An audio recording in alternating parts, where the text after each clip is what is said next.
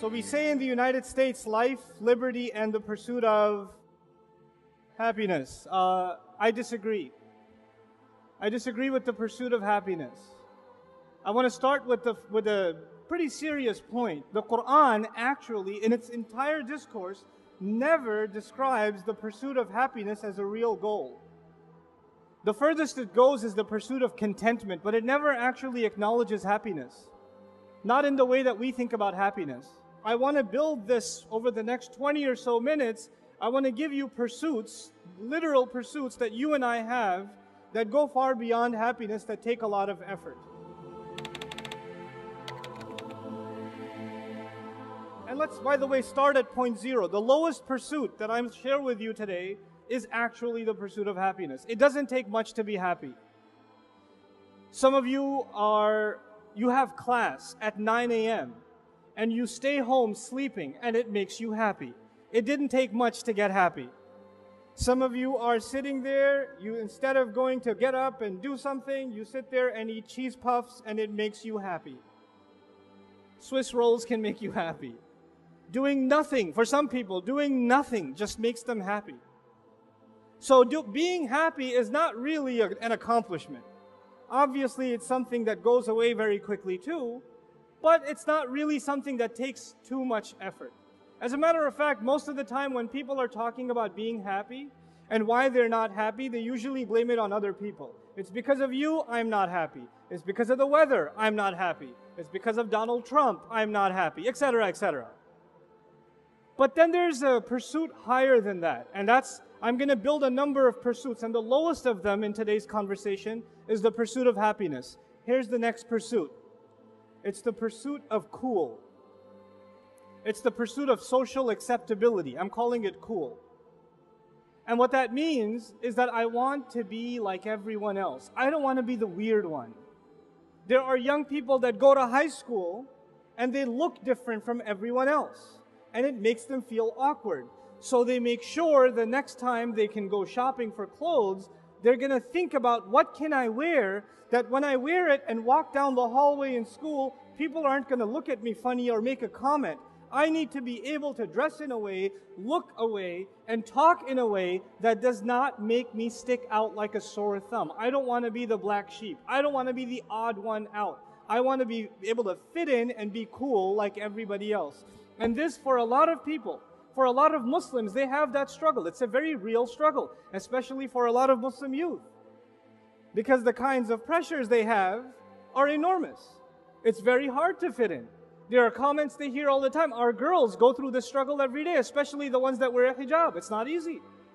They stick out and people make mean comments to them. The school environment can be a very brutal environment.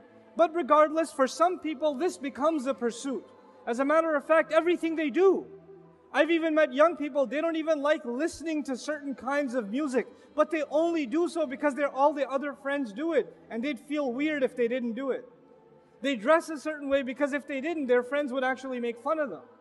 This becomes a pursuit for people. And by the way, this is not just something that affects young people. It affects old people too. It affects our elders too. They want to fit in too. They want to make decisions based on what other people are doing. They want to move into a neighborhood because everybody else moved into that neighborhood. What are people going to say? Their financial decisions, their business decisions, their family decisions, even who they're going to let their kids marry decisions are almost all the time based on what they think is socially acceptable. They don't think about what's best for them or what's best for the family, but rather what's socially acceptable. That becomes more important. So that's the pursuit of cool.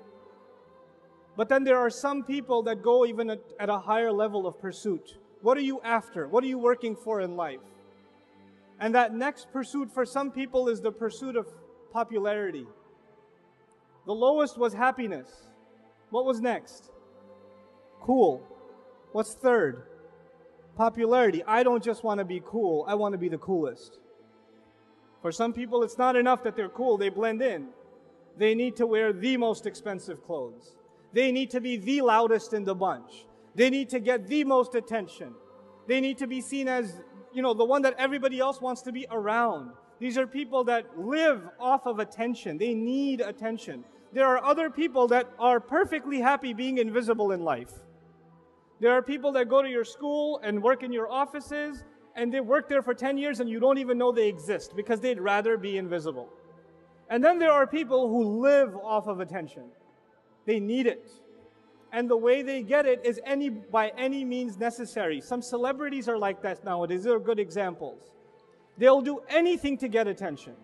If they're musicians and their music doesn't sell anymore, then maybe they'll just get involved in some scandal. At least some other magazine, some tabloid is going to mention them.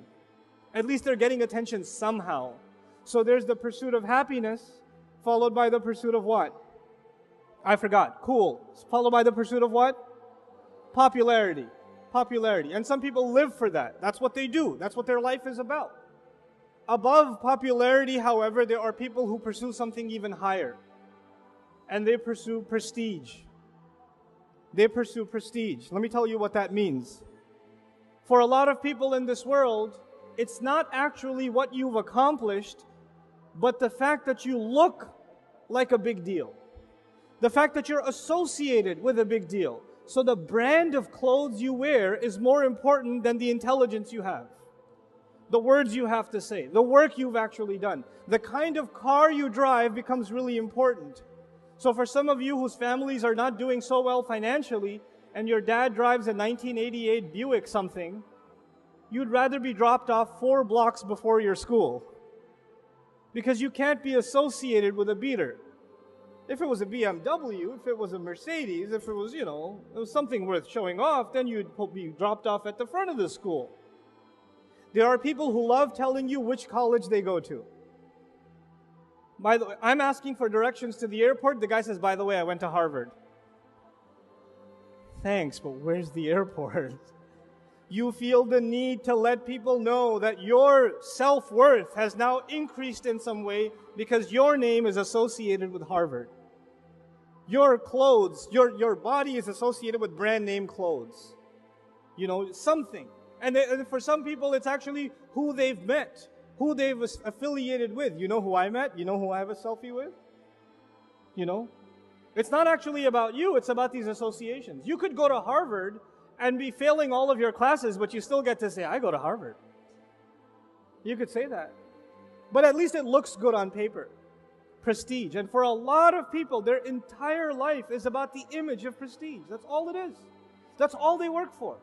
I'm going to start from scratch again. What was the lowest pursuit? Happiness. What was above that?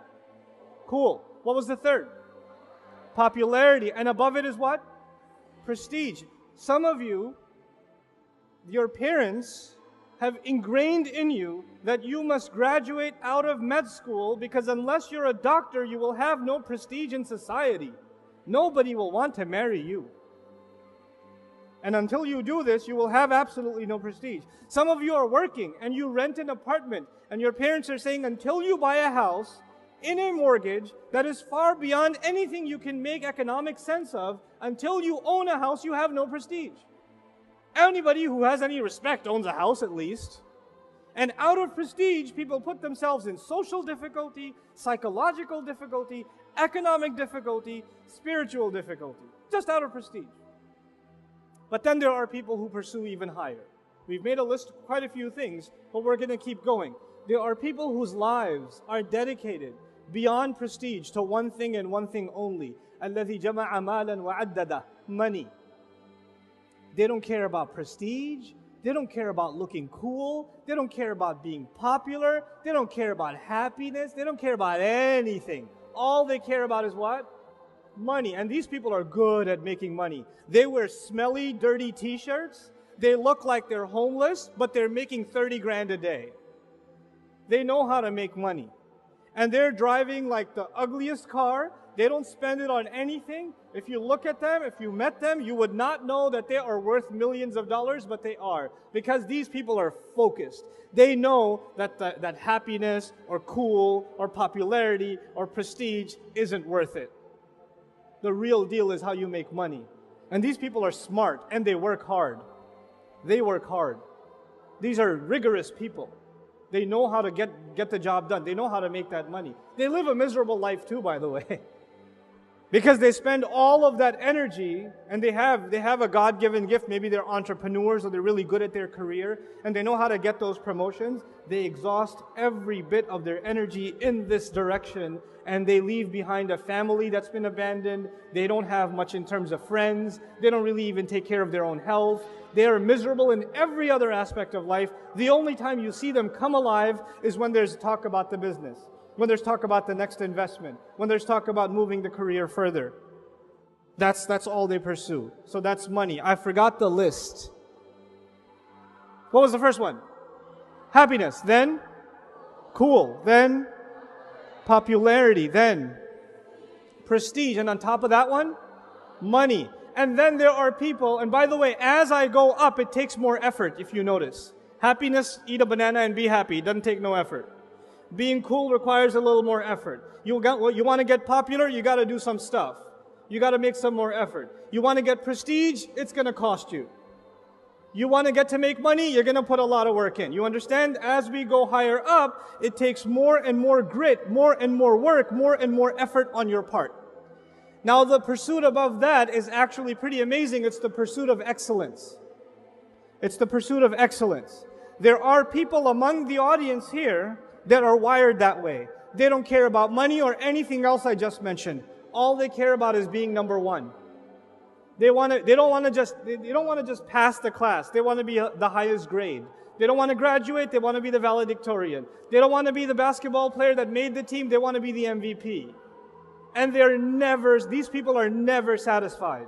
They're never satisfied. They could get 100 on every exam and they're still like, I need to do more. I'm not doing enough. They could be winning they could be an athlete and they are ahead of their entire team. They've broken every record and they still don't take a rest because they're constantly fighting not against an opponent, but against themselves. They're constantly looking to say to themselves, I haven't done enough. I haven't pushed enough. I haven't gone far enough. And these are some incredible people in the world. These are people, you'll find these people athletes. You'll find them, some of these are entrepreneurs and scientists. Some of these people are researchers. Some of these people are activists, community activists. But they have one thing in common. This grit. They're constantly pushing themselves further. They're not like if they were in a race and they were ahead of everybody else by 100 feet, they wouldn't slow down. They wouldn't say, well, at least I'm winning. No, I've got to beat my own record. That's how these people think. They are in pursuit of what? Excellence. And these are very few people in the world. Most of us, when we get to a passing grade, we're like, Most of us, if we're doing okay, if we got a B, you would be happy. These guys, they would be crying if they got an A. You met some of these psychos in school. They get a 99 and cry about it. You met those people? You want to slap them across the face so hard. You got a 75 and you went to Umrah to thank Allah. But these people got a 99 and they're like, how did I make that 1 point mistake? And then they're arguing with the teacher for extra credit and you just want to run them over after the school day is done. Right? That's what you want to do with them. But you understand they're wired differently. They're not like you and me. They're different. This was the pursuit of excellence. There are people that aren't, even being excellent isn't enough because excellence is actually just about yourself. That's still just about yourself. You want to be better than anybody else and yourself. You want to crush your own record. It's still focused on you. Then there are people that say life is bigger than just aspirations that I have for myself. I want to change the world in some way. I want to leave an impact on this planet. I want to make my neighborhood a better place, my school a better place, my government a better institution, my country a better nation. I want to help children around the world. I want to help this industry or that industry. I don't just want to be the top engineer. I want to be the top engineer that develops, clean water programs and invents things that are going to help villages across the world that have a clean water problem. I don't just want to be a doctor. I want to create solutions that can provide medical support to places and people who can't afford it. I want to change the world for the better. I lose sleep over this all the time. And they, by the way, they have the drive for excellence already. But that excellence is not for themselves. it's for others. These people are concerned with impact. And there are a lot of young people today that are graduating out of top schools across the United States, Europe, Australia. They get their MBAs, they have 4.0 GPAs, they can get six-figure salaries even in their senior year of college, and they turn it down because they want to work for a non-profit for not even half the salary. Because what drives them is not money, it's not even excellence. What drives them is what? Impact. What drives them is impact. And by the way, people that are driven by impact are very few people in the world. Most people just want to think about themselves. Most people just want to think about their own. And just be, so long as they can be happy, they're fine. Actually, most people are just at the level of happy. If I have my lunch and dinner, I'm happy, I'm good. I don't need anything else. So as we move up, it takes more and more effort.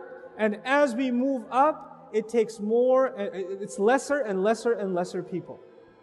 This was the first part of my talk. This pursuit. One last time. I'm going to annoy you one last time. I promise I won't do this again. The lowest pursuit is happiness. Doesn't take much effort. Some people want to blend in, and they are in the pursuit of what? Cool.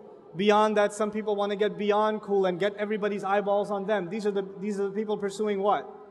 Popularity. Beyond that, people want to look and be associated with respect and esteem. These people are in pursuit of prestige. People that don't care about any of that stuff, what matters to them is money.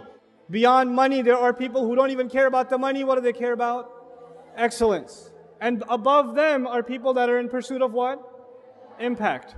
Impact. Now I'm going to stop that. We're going to come back to it. And I'm going to share with you an analogy in the Quran.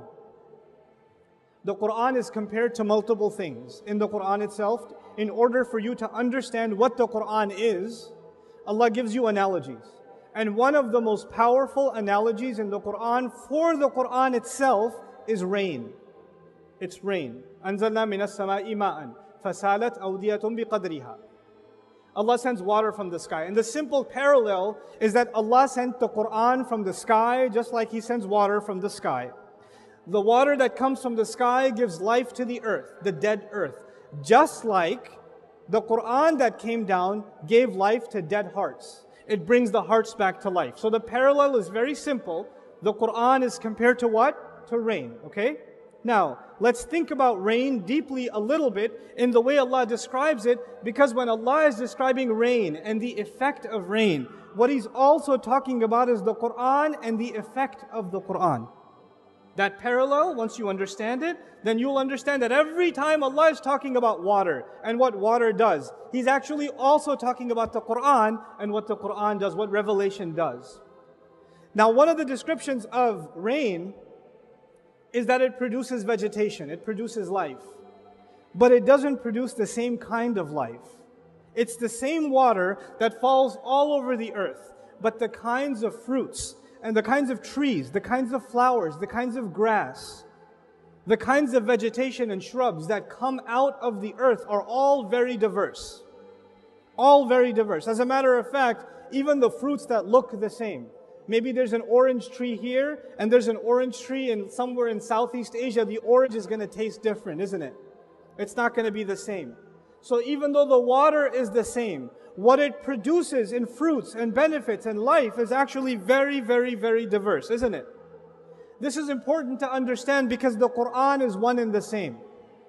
The Quran is one and the same. But the way it inspires you and what it inspires you to do and the good that will come out of you, the way that you're going to blossom and bloom, the fruits that you're going to produce are not like the person sitting next to you. I am standing up here on stage and I've got this mic in front of me and this is what I am capable of doing. But that does not mean that that is the capability Allah gave you. Perhaps you are a different kind of tree, a different kind of shrub, a different kind of plant. There's not one thing to do for Islam. There are countless numbers of things to do for Islam. The earth, all of the earth needs water. And all of it will produce vegetation. And all of that vegetation and all of that produce has its own purpose. Think about that and understand that every one of you has unique potential. And your life is going to be a life, if you understand the analogy of the Quran, plants have an impact, don't they? Plants have a positive impact on their environment. Not only are they releasing oxygen, they're also providing food for the environment around them. They're sustaining the entire ecosystem, aren't they? So they are fed by the water, and now they are the means by which the earth is fed. We are fed by revelation, and we are going to be the means by which the world will be a better place. The world will be fed, and it won't be fed in one way. You guys, each one of you, have unique talents, unique creativities, unique potential. Not only is it your job to discover that, but then it becomes your job incumbent upon you, inspired by the Quran, that you are not a pursuer of happiness, nor a pursuer of cool, nor popularity, nor prestige, nor money, nor excellence. You are going to be in pursuit of impact, inspired by the word of Allah. And by the way, excellence is a byproduct. It will come anyway if you're properly inspired. And money, Allah will throw it in your hands. You won't even have to ask for it. The rizq will come, and it will come pouring down. The provision will come from Allah. It will come if you have the right mindset, if you have the right mentality. But you and I have to now start thinking about being people of impact.